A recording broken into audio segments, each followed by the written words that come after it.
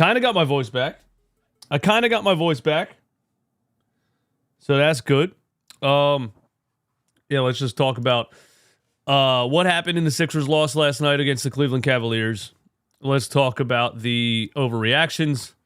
And let's talk about, let's listen to some of the calls from the hotline last night, because I'm sure they're great, man. I'm sure they are great.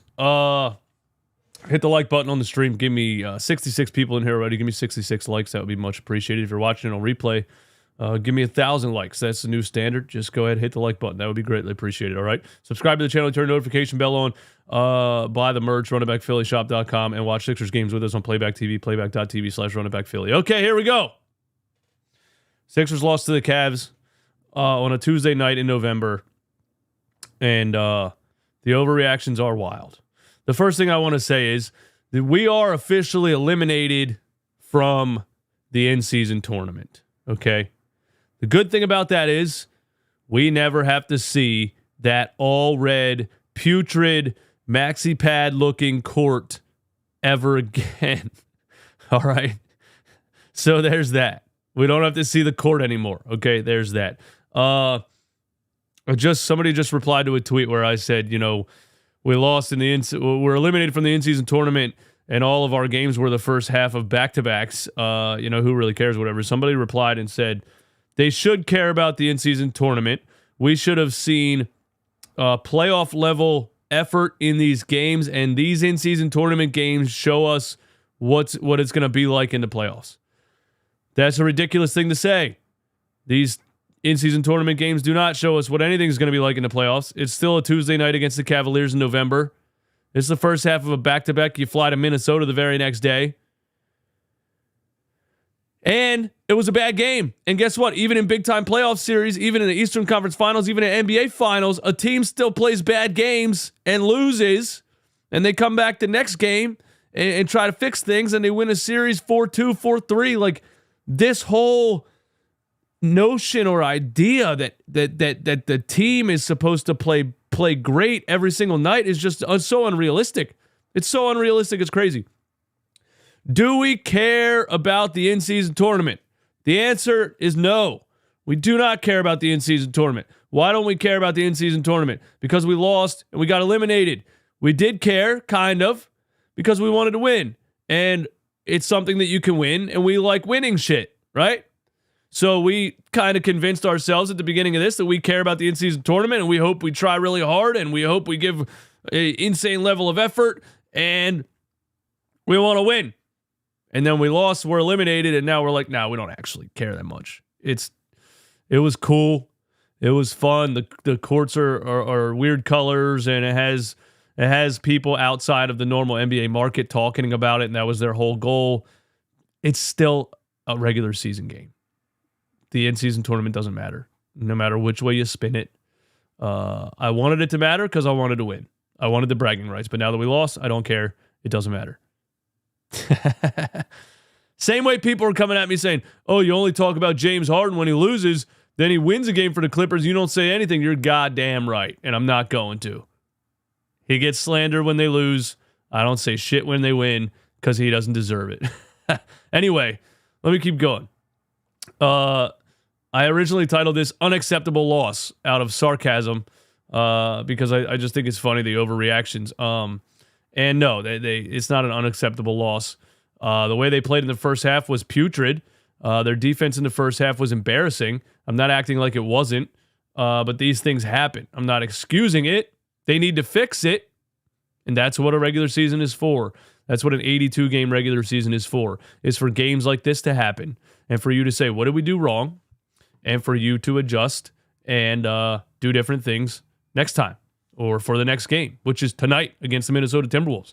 99 people in here. Thanks for being here. And this too. Like, I'm not comparing these teams whatsoever when I say this, but I was like, you know what? Did the 96 Bulls have a bad game? Like, every team has a bad game, right? So I just Googled it and read an article about all the losses, the 10 losses the 96 Bulls had, just to see, because teams have bad losses. It doesn't matter how good you are. It doesn't matter if you are known as the greatest team of all time. You still had bad losses. There's a regular season game that they lost to the Orlando Magic where Jordan shot 7 for 25, had 22 points. Pippen had 17. They gave up 36 to Anthony Hardaway, 5 for 7 from 3 against one of the best perimeter defenses in the history of the game.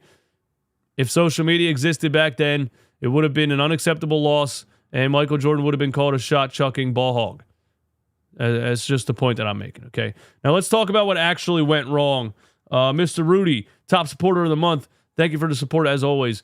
Embiid is a fugazi 7'2", 280-pound center. He's really a 6'5", 200-pound guard in the clutch. The guy loves fades against smaller guys. SMH. Whew. Man. A fugazi 7'2", 280-pound center who has the highest point per minute in NBA history, who for the past 5 seasons has led the league in points per post-up, who for the last 5 seasons has led the league in post-ups per game. This is Mr. Rudy. This is a massive overreaction right here. Also, a fun stat that I was going to get to a little bit later, but I just Googled who leads the league in clutch points so far in 2023. By the way, right before the All-Star break last season, do you know who led the league in clutch scoring? Take a wild guess. Joel Embiid. By actually almost 20 total points over DeMar DeRozan right before the All-Star break. Who leads the league in clutch scoring right now?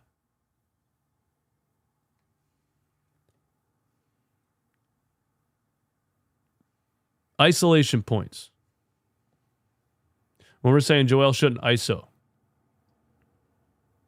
he leads the league in isolation points right now with 447. Now, that's not exactly clutch scoring, but just the people that are telling me that Joel Embiid shouldn't have been ISO at the end of the game.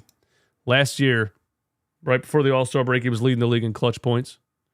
And this season, so far, he's leading the entire NBA in ISO scoring with 447 points. So Joel Embiid's going to take the last shot. Do I think it should have been a play drawn up? Sure. Do I think it should have been something like we ran for Maxey in overtime to win the game? Sure. But I also don't hate a Joel Embiid ISO to try to win it.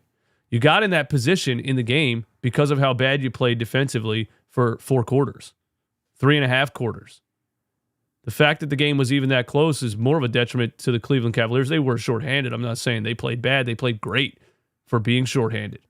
But the way we were playing the whole game, we should have got blown out by any team in the league. And it comes down to a final shot. I mean, Pat Bev puts you up 2, and then he comes down and fouls Garland almost intentionally at half court for no reason. I don't know. It is what it is. We deserve to lose that game anyway. So it's tied. You got a game winner. Joel Embiid ISO, jump shot for the win. Go ahead. I don't care. Because he's hit it plenty of times in his career. And if he makes that shot, he's the MVP. He misses that shot, he's an overrated center who loves to shoot jump shots, and we're never going to go anywhere with Joel Embiid as a leader. This happens every single time the Sixers lose. It's the craziest thing I've ever heard every single time. Anyway, here's how we lost, okay? Here's what actually went wrong. All right, let's talk about that. Defense. We gave up 44 points in the paint in the first half. That is atrocious. That is one of the worst first half points in the paint I have ever heard in my entire life watching basketball. Nobody boxed out the whole game. There was no rotations. There was no boxing out. There was no weak side box outs. There was just, it was just, we were just standing around. This looked like a Doc Rivers game. Looked like Doc Rivers came back and coached his team in the first half. And that's why you saw such a ramp up in energy in the second half, because that's what happens with Nick Nurse teams. He goes in the locker room and says, "What the hell are you guys doing? This is what we're doing wrong." And they made some adjustments for the second half, and they came out a little better in the second half. But this was kind of a loss from the time that it started. One of the main things we were doing right when the game started on Darius Garland, who, by the way, without Donovan Mitchell on the floor, Cavs look pretty damn good. Not saying they're better without Mitchell, but Garland gets to play his real full array of pick and roll and completely run the entire show. And he's very, very, very good at doing that. And without Donovan Mitchell, he kind of has a bigger responsibility to do that. And they spammed it the whole game, and we couldn't stop it from the start. First thing I noticed was Tyrese Maxey on Garland going under screens and still getting smoked, trying to go over screens and getting stonewalled by the screen and getting beat. And when he tried to go around screens, nobody rotated, There's a play where just like the first 2 minutes of the game, and the first 2 minutes of the game could sum up the whole game realistically. Garland around the screen. Maxey tries to go around the screen, gets stonewalled by Mobley or Jared Allen. Embiid's in the paint. Embiid's nowhere near Jared Allen, nowhere near hedging the screen. On the right side, Tobias Harris and D'Anthony Melton are both kind of guarding the corner. Melton is halfway. He's halfway to helping and halfway to not helping. So his man's wide open in the corner and he's not helping on the screen. There was just no, you would like to see him fully rotate, take away the penetration by Garland, which ended up in an alley-oop to Mobley and Jared Allen, which felt like 100 times throughout the game. But in the second half, we switched it up and we did start rotating, and we still got our asses kicked by Garland. And I'm going to talk about that too. We played horrendous pick and roll defense. We couldn't stop Garland in the pick and roll. We couldn't stop Max Strus in the pick and roll. I didn't even know Max Strus was a point guard. We couldn't stop Strus in the pick and roll. And even in the second half, when they switched Maxey onto Dean Wade in the corner, I mean, we really put Tyrese Maxey on timeout in the second half. We were like, all right, Tyrese, you are getting demolished by Garland. He's just getting in the lane at will, and it's not working. Go stand in the corner. We put Maxey on D Wade in the corner. D'Anthony Melton fighting around screens. Nick Batum on Max Strus at one point fights around a screen, and Strus drops it under to Allen, who then throws an alley-oop to Mobley on the baseline because Embiid didn't move. It didn't matter what we were doing. It just wasn't going to happen. We made adjustments, and Darius Garland still kicked our ass. At one point, D'Anthony Melton was on the ball handler, caught a screen. Maxey stepped up. They double-teamed him around the screen. He still took Melton and Maxey into the paint and still threw an alley-oop to Mobley because Embiid helped and Tobias didn't rotate. So there was no rotations. There was no help side defense. There was no... We played really bad. And it was all defensive. So, people want to talk about crunch time and the final shot. We lost the game by playing putrid pick and roll defense for 3 quarters. Okay, that's what happened. Embiid missed the shot, and this is a play that I laughed about. Joel Embiid missed the shot. Jared Allen beat him down the floor for a complete wide open dunk on a missed shot. So Joel misses the shot. Jared Allen takes off running. Joel jogs, doesn't catch up to him.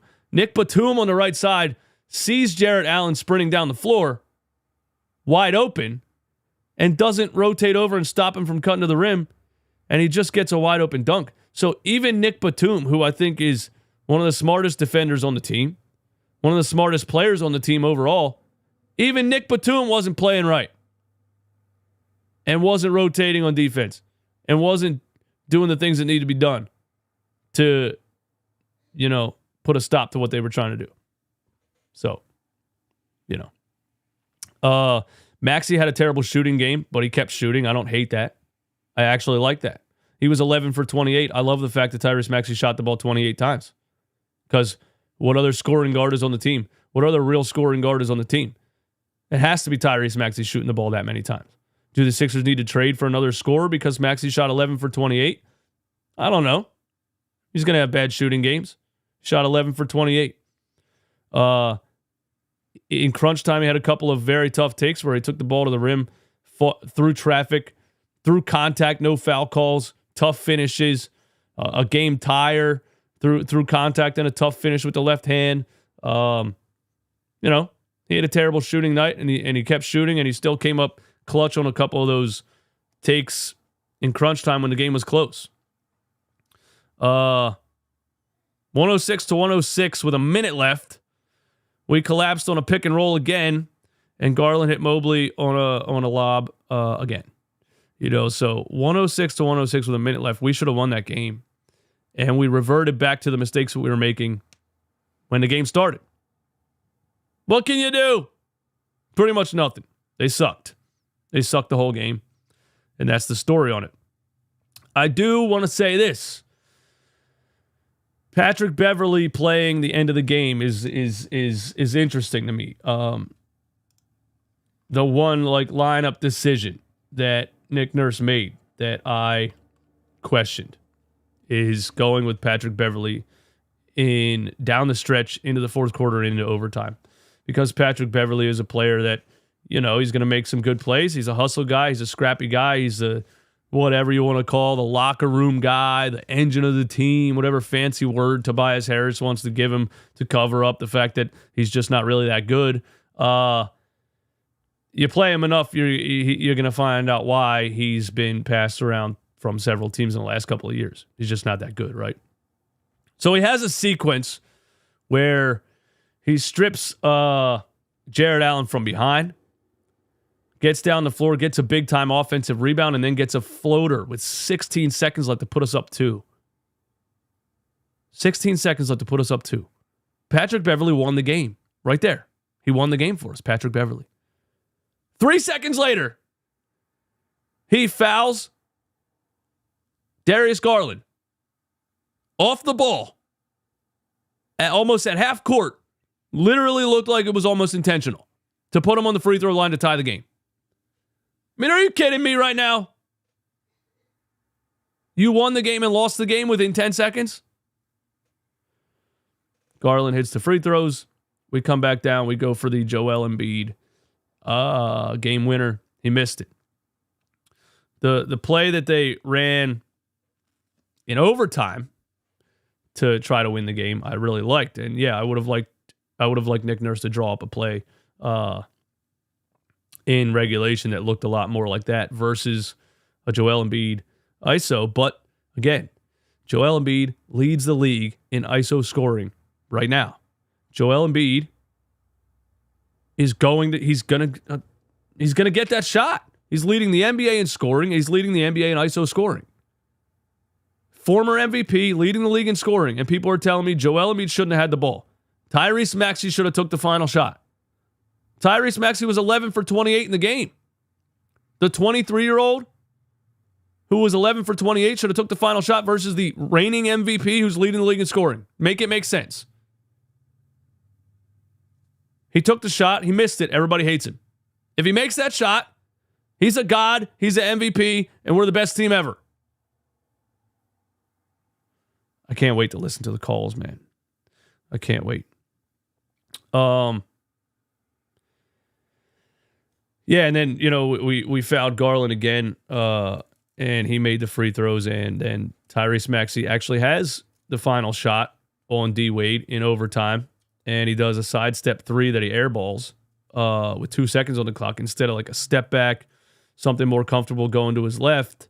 I still think it's crazy that he doesn't have a face-up crossover. How can Tyrese Maxey not cross over and go past Dean Wade? But yeah, that was a terrible shot by Maxey, and he airballed it. But, it was a bad game.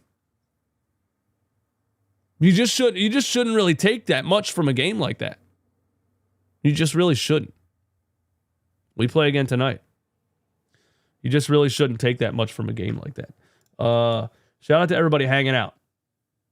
Now let's listen to the phone calls, and I'm up out of here. All right? Here we go. There's got to be some good ones, okay? Here we go. There's got to be some good ones. Here we go. What up, DJ? What up? Yeah, I didn't watch most of the first quarter, but the rest of the game, they just couldn't get a rebound. It was absolutely insane. I don't know. I didn't look at the stats, but I swear they probably doubled our rebounds. They got so many offensive rebounds, it was insane. The reffing was ridiculous, but honestly, I mean, we had a chance to win, and Embiid takes a crazy, weird fall-away jumper like he always does, instead of actually giving it to Maxey to drive or do something. And then I forget, was it like 17 seconds left in overtime or something? And they had 12 more rebounds than us. And the jump shot by Embiid is just something he's done a million times. He's made it a lot of times. He's done it on Nikola Jokic in his face, crunch time, fourth quarter game winner, dagger, bang. He had a buzzer beater turnaround on Yusuf Nurkic last year against the Portland Trailblazers. Turnaround, fadeaway, bang. He had a step back 3 buzzer beater against the Toronto Raptors in the playoffs, bang. I'm just not mad about Joel Embiid missing a jump shot. They got so many offensive rebounds, it was insane. They did out-rebound us by 12. The reffing was ridiculous, but honestly, I mean, we had a chance to win, and Embiid takes a crazy, weird fall-away jumper like he always does, instead of actually giving it to Maxey to drive or do something. And then I forget, was it like 17 seconds left in overtime or something, yeah. And Maxey missed the layup, and they drew up a really nice play, but Maxey just missed the layup, which sucked. I think that would have put us up by 1 or something. I don't know. It would have, yeah. There was a bunch of stupid crap in that game that just it just sucked. But yeah, I think Embiid just looks tired. I don't know. I think they just have no bench scoring without Oubre, so hopefully we gotta get Oubre back. I don't know. I think they do need to make a trade for one more player, probably Caruso or something. Anyway, yep, see you. I agree, man, and thank you so much for the call. And I agree with they could use one more player. We definitely need to get Oubre back. What else did you say at the end there that I wanted to respond to? My brain still isn't working right. Me being sick the past couple of days. I got brain fog. Instead of actually giving it to Maxey to drive or do something. And then I forget, was it like 7? Oh yeah, the final play in overtime, or the play they drew up in overtime to win it. Perfect play. You inbound it to Embiid. Maxey takes off running from half court, gets a head start. Embiid drops a perfect pass to him. He gets all the way to the rim and misses a layup. Tyrese Maxey makes that layup 99 times out of 100. He makes that layup all the time, several times a game, in every game. He makes more difficult layups than that. And he just missed it. I don't know how he missed it. He just missed it.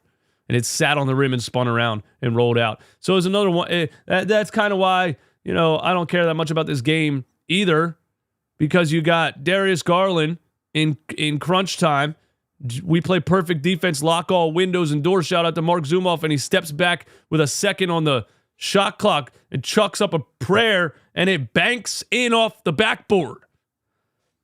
And we get a Tyrese Maxey, great finisher around the rim. Wide open layup to win it. Ball sits on the rim and spins. Sometimes there's games throughout an NBA season you have to just laugh and go home. It is what it is. Here we go. Let's keep going. What's going on? A couple things. So, that was only 6 seconds. I think you got cut off. Let's try this one. I don't know what just happened. I tried to leave a message before, but a couple things I wanted to say. Let's hear Joel's not a loser, but sometimes he has a loser mentality. I don't like the body language.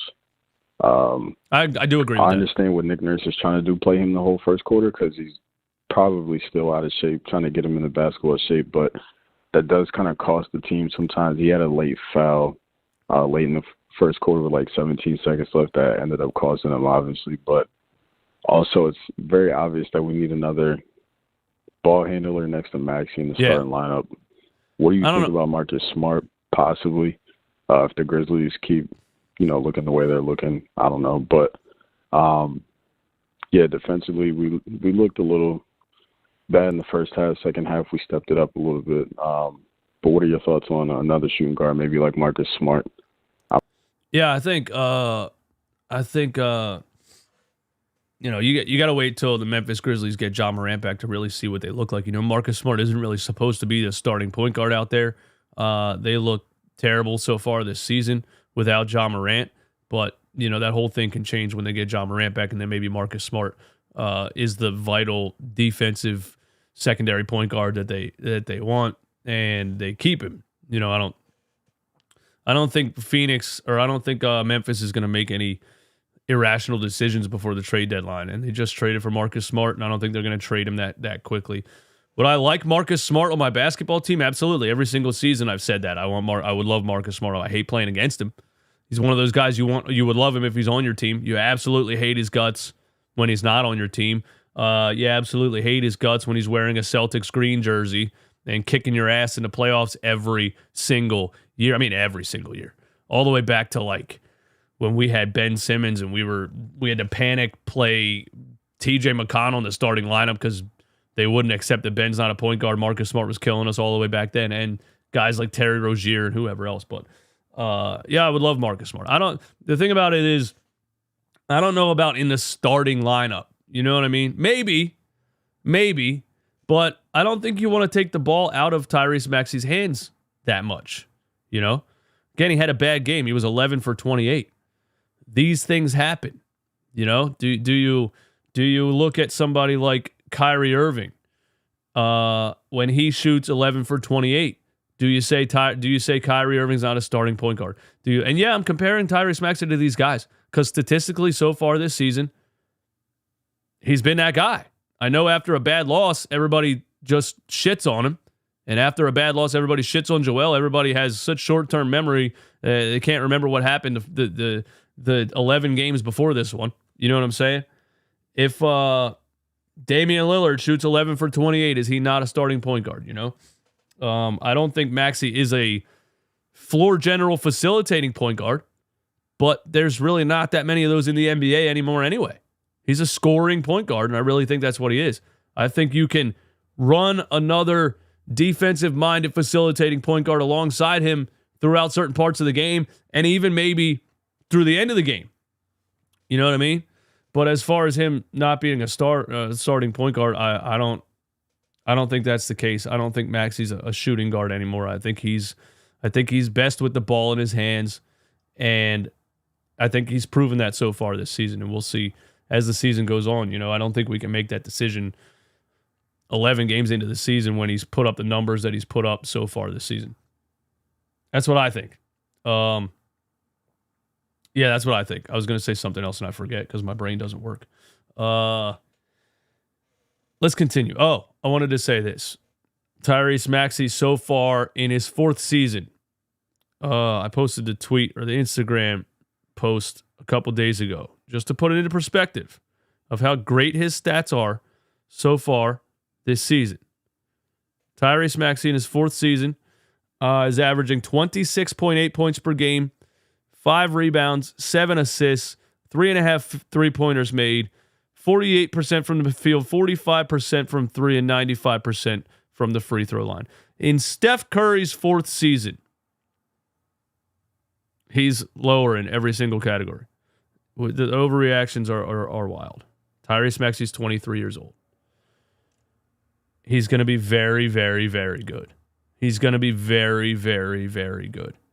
If he's doing more in his 4th season than Steph Curry did in his 4th season, what's Tyrese Maxey going to be at 25, 26, 27, 28, 29, 30, 31, 32, 33? Are you serious? Tyrese Maxey's going to be a star. 12 games into the season, I don't think you take the ball out of Tyrese Maxey's hand because of an 11 for 28 shooting night. That's just where I'm at with it.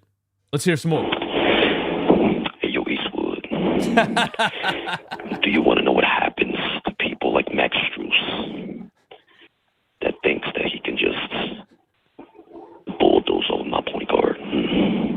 Do you want to know what happens to people like Max Strus that get so angry that he turns basketball into football? Do you want to know what happens when you mess with the Philadelphia future superstar? Do you want to know what happens, Eastwood? What happens? What happens? I'll tell you what happens. Max Strus. You just made the list. What was that? What was that? What was that at the end? Did anybody hear what that said? Because I don't know what happened.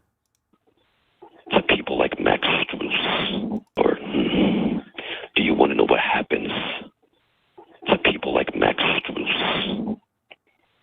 They get so angry that he turns basketball into football. Do you want to know what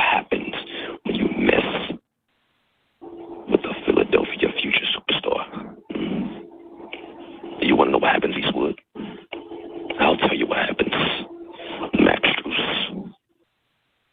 You just made the list. Oh, you just made the list. You just made the list. He did just make the list. And I was irate about that. And I just think it's funny. Max Strus thinks he's a superstar, and he tried to flop on a three-pointer, didn't get the call, and then came down and tackled Tyrese Maxey on the other end of the floor. It was a bullshit play. He got a flagrant for it, and he should be the enemy of Philadelphia for the rest of his career. And not only for being a Sixers killer off the bench for his whole career so far, but Tyrese Maxey is the nicest guy ever.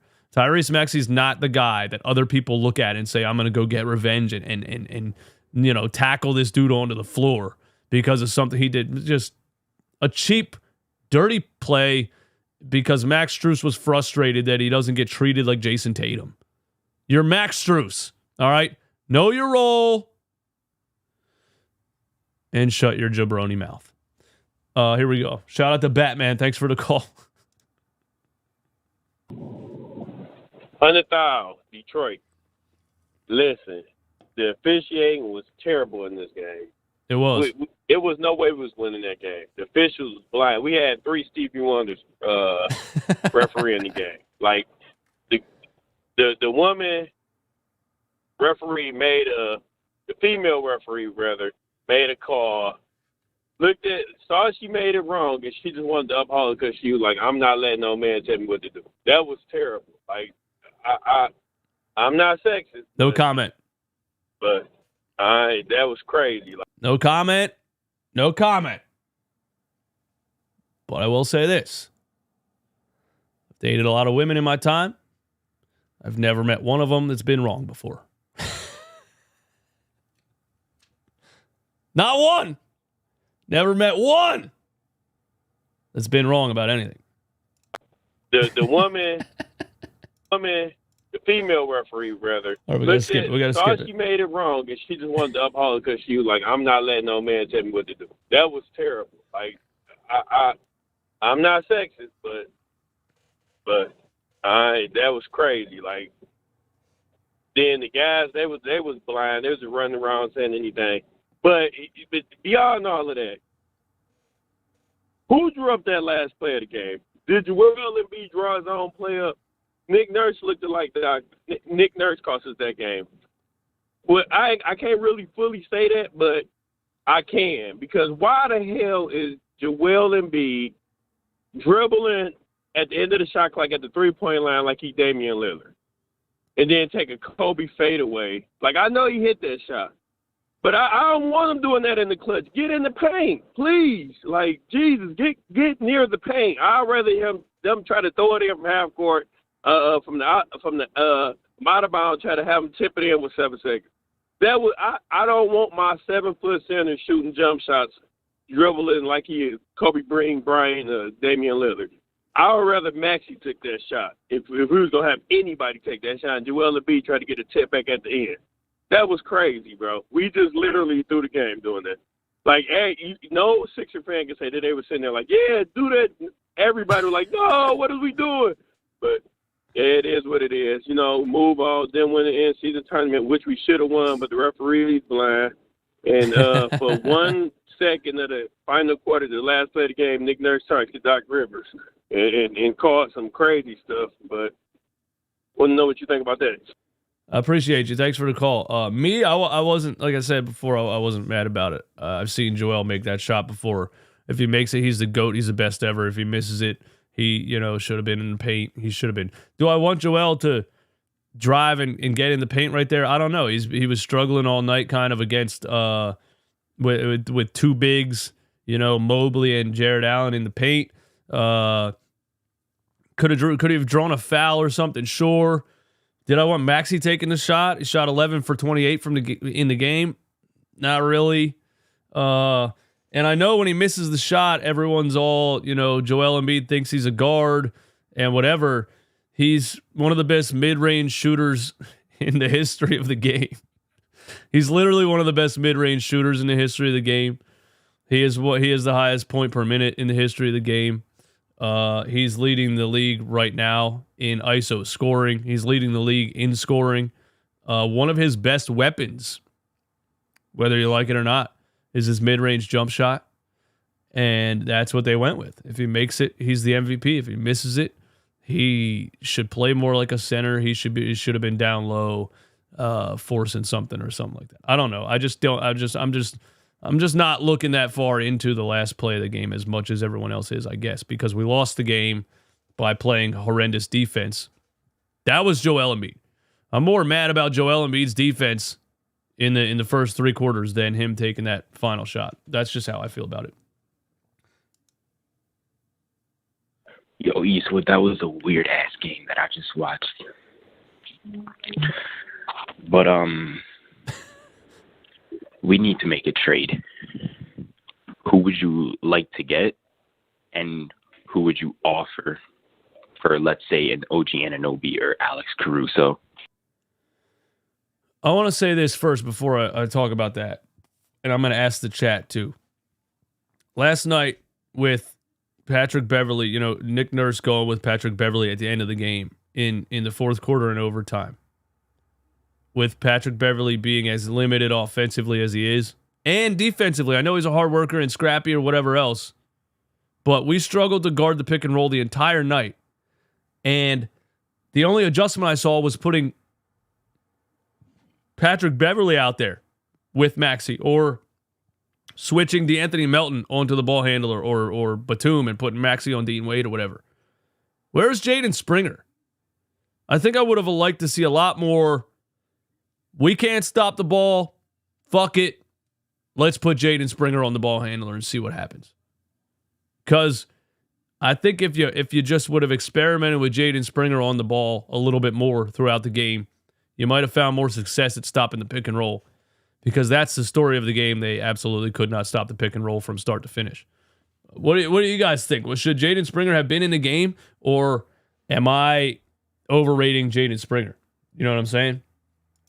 Nurse cosplaying Doc. It seemed like it in that game, definitely. OG or Caruso is the trade period. I agree with that.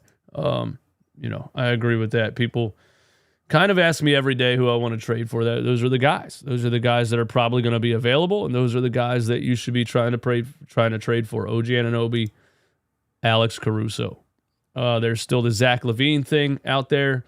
I don't know. In a game like this where everybody's shooting bad, would Zach LaVine have won it for you? I don't know. Springer needs more minutes. Springer would have been better. Nurse is a good coach means nothing if Embiid is shooting threes. The Alex Caruso overlove has to stop. None of you watch him on a regular basis to see how overrated he is. Woo! Sheesh, man. I don't think anybody's calling Alex Caruso a superstar. Alex Caruso is just the best on-ball defender in the NBA. Some lists have him as the best defender in the NBA. And he can handle the ball and play point guard a little bit. No, he's not a 20-point-per-game scorer. No, he's not a star. But he's exactly the two things that you need. You need better on-ball defense, and you need a better backup point guard than Patrick Beverley. Somebody the other day told me Alex Caruso is DeAnthony. We already have an Alex Caruso. His name's DeAnthony Melton. And I was like, can you switch DeAnthony Melton onto Kevin Durant in crunch time and be confident about it? Are you kidding me right now? Alex Caruso is a dog defender. That's the only reason you want him. And he can handle the ball. Great defender, backup point guard. That's why. Not that Alex Caruso is some kind of superstar.